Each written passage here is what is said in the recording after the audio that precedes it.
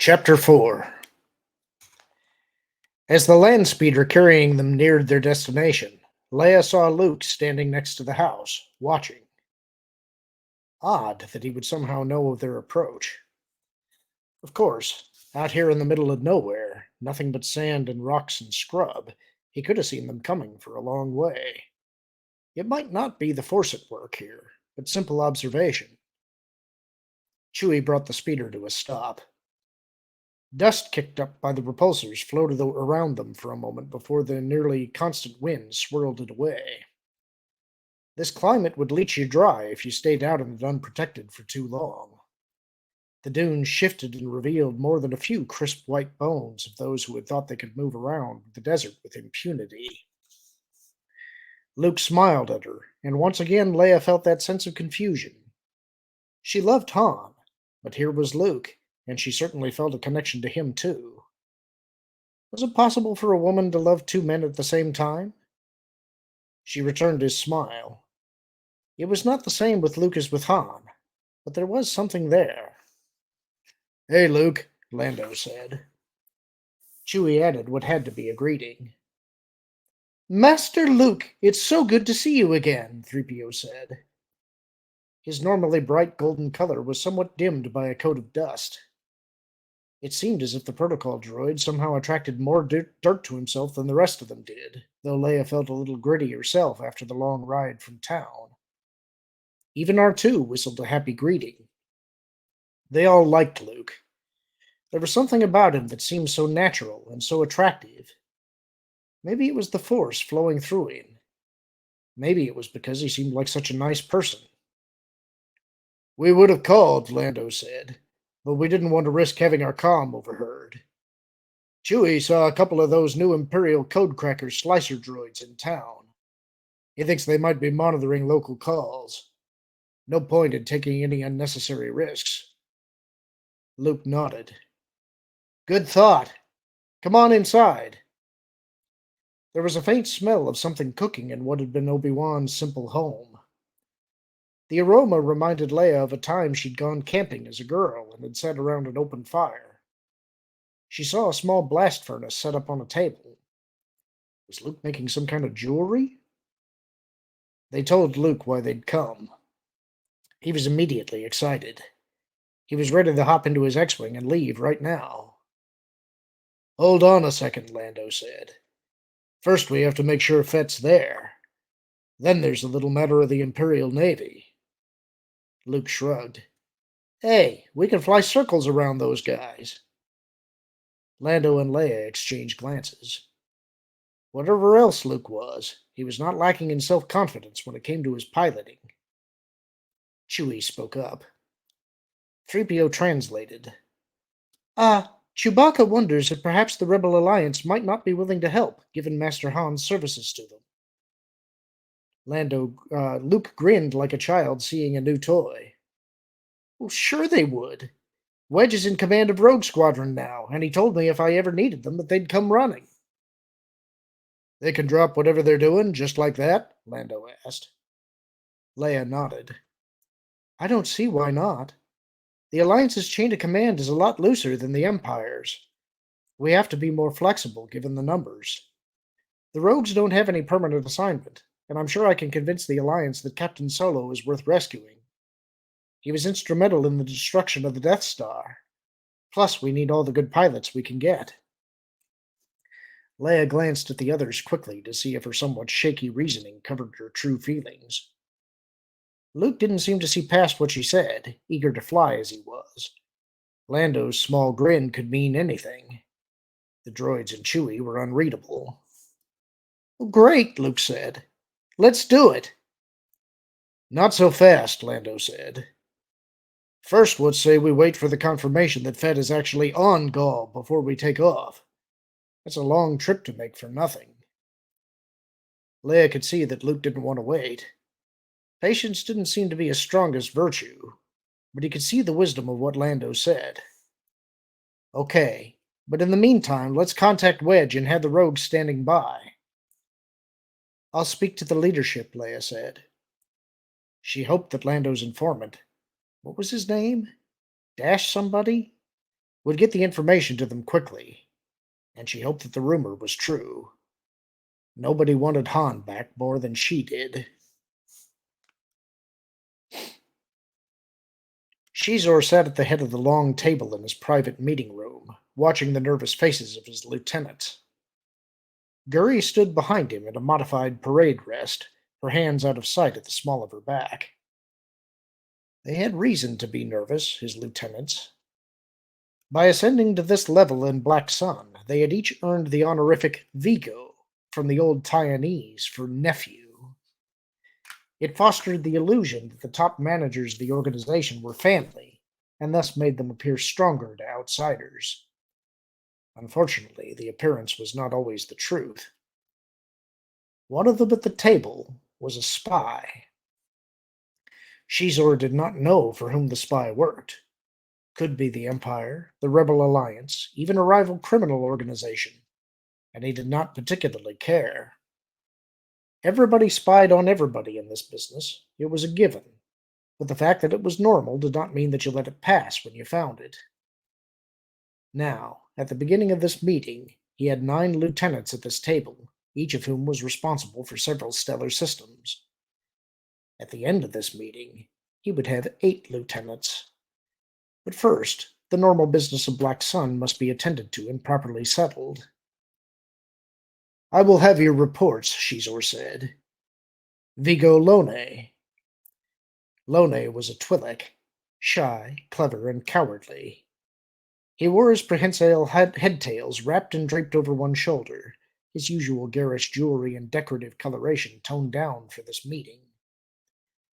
"My prince, the spice trade is up 21% in our sector. The gambling casino ships have increased their business by 8%, and the arms dealers are doing a brisk business. Current estimates indicate a 31% increase. Unfortunately, slave revenues are down 53%. Several planets have fallen under the sway of the Rebel Alliance and passed local laws forbidding slavery. Until the Empire chooses to intercede, I am afraid revenues in this area will remain depressed." Xizor nodded. Lone would always be too much of a coward to risk death by betraying his uncle. His whole species was that way. The Dark Prince said, "Vigo Sprax?" Sprax, a Nauroni whose dark fur had begun to gray, though he dyed it to try to appear younger, began to rattle off his statistics. Xizor watched him, listened with half his attention. He already knew all of what was being officially delivered. Sprax was too smart to try to cross Xizor. The Nauroni finished his report. "Vigo Vecker." Vecker, a Quarren, flashed a nervous smile and started his recitation. The Squidhead had no ambition to rise any higher, was content with his job and the status quo. One by one, Xizor called for the Vigos to speak, and one by one the rest of them did. Durga the Hutt, Krita the Kianthar, Klezo the Rhodian, Wumdi the Eddy, Parrot the Mon Calamari, Green the Human. It was hard to believe any of his Vigos would be so foolish. After all, he could not get to this elevated status without years of loyal effort. Some of them had come up through the ranks, smugglers, thieves, businessmen, and some of them had been trained from birth and had inherited their places from their fathers, or in the case of Krita, his biological mother. Several of these 9 had been Vigos before Xizor himself had attained that rank, before moving to head Black Sun. And yet there it was. Life was full of treachery. He let them all sit and worry for a few moments. Then he nodded at Guri. His most trusted bodyguard and employee began to walk behind the seated Vigos. They all had their own intelligence operations, and they all knew at least what Xizor had allowed them to find out about the traitor. Not much, save that there was one, and that he did not know who it was. A calculated bit of prevarication, this last. He did know who it was, and now the matter would be corrected. "A final item on our agenda, my Vigos. One of your number has seen fit to use his office to betray us. Not content with the millions of credits he has made by my largesse, The awards, bonuses, dividends, and unreported skim that all of you indulge yourselves in. This person has dishonored the title of Vigo. Guri strolled behind the seated lieutenants slowly. Xizor watched them. Those who could sweated or flushed or otherwise showed signs of fear they could not hide. She passed Durga, Krita, Xizor, reached the other end of the table and circled around it. Xizor continued speaking, slowly, evenly, betraying nothing in his tone. There are sub-lieutenants among your ranks who would cheerfully wipe out entire planets to be given such an opportunity as you all have been given. To be a Vigo in Black Sun is to enjoy more power than all but a handful of beings in the entire galaxy. Guri passed Lone, past Sprax, then Vecker. Paused a moment behind Durga the Hutt. Tension thickened in the room, became almost tangible. Xizor thought that was a nice touch. Durga was nobody's fool, and would never risk himself as a spy. No, the Hutt had ambition enough for 10. He would go for a coup. Having Guri pause behind him let him know Xizor was keeping an eye on him. A warning that he should think long and hard before trying to climb from his lofty plateau to the top of the mountain. Guri moved on, and the sense of relief that came from Durga was, like the tension, something you could very nearly collect from the air and use for a doorstop. The droid who could pass as a woman sauntered past Wumdi the Eddy and Perrick the Mon Calamari. She stopped behind Green the human. Xizor smiled. Green tried to stand, but Guri was incredibly fast. She whipped her arm around the man's throat and locked it with her other arm into a chokehold. Green struggled briefly, but he might as well have been wrestling with a Durasteel clamp. The blood that fed his brain shut off, and he lost consciousness. Guri tightened the hold and held it. Held it. Held it.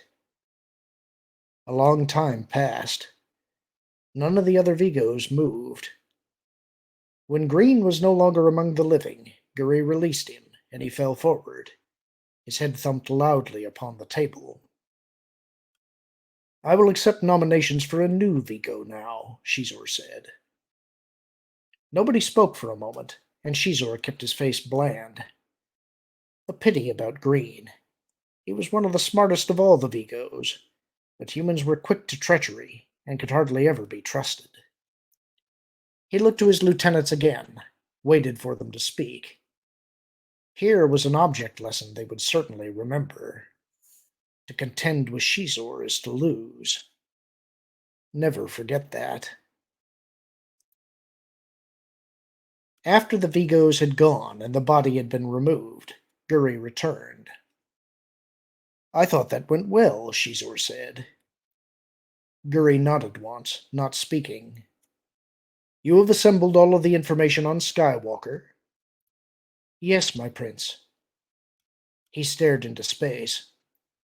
His organization was huge, the people working for him numbering in the tens of thousands, but some things he had to deal with personally, especially something this sensitive. All of the material has been checked and rechecked. As you ordered. Very well. Let the bounty hunters know the price for Skywalker's head. Black Sun's hand must be invisible. There must be no mistakes. There will be none, my prince. Oh, I would like to speak to Jabba the Hutt. He will be online when you return from midday meal, my prince. No. Have him come here by the fastest ship. I would speak to him personally. As you wish. Guri stood silently as Xizor considered his plan. Vader wanted Skywalker, wanted him alive to give to the Emperor. Xizor's memory of that conversation he'd been privileged to overhear some months back was that the Emperor very much wanted the young man alive and in his control. Black Sun's reach was long and wide, and what information there was on Vader's quarry was now in Xizor's personal computer system. The Dark Lord of the Sith had all but promised to deliver Skywalker not only alive, but made pliable to the Emperor's wishes. If Vader should fail in his promise, if it could be made to appear that he had never really intended to produce this young would-be Jedi for the Emperor, if it could be made to seem that he had killed the boy rather than risk facing him, well, the Emperor put great stock in Vader's abilities, probably trusted him as much as he trusted anyone. But the Emperor demanded total loyalty and total obedience. If he could be made to believe that Vader was disloyal or disobedient, or had simply failed in his assigned task, things would not go well for Vader. The Emperor was capricious. He had been known to have whole cities destroyed because a local official defied him. He'd once had a wealthy and influential family banished from the core systems because one of the sons had plowed a ship into one of the Emperor's favorite buildings, damaging it, and not incidentally killing the pilot responsible. If the Emperor thought that his trusted right hand, Darth Vader, his own creation, was any kind of threat, even the Dark Lord of the Sith would not be immune to Imperial anger. Yes, it was a good plan. A bit complicated, but all the possible sequels had been examined and considered and covered. In the end, he knew he had found the perfect weapon with which to finally defeat Darth Vader. The death of Luke Skywalker. And that's the end of the chapter. Hope you enjoyed it. Talk to you soon.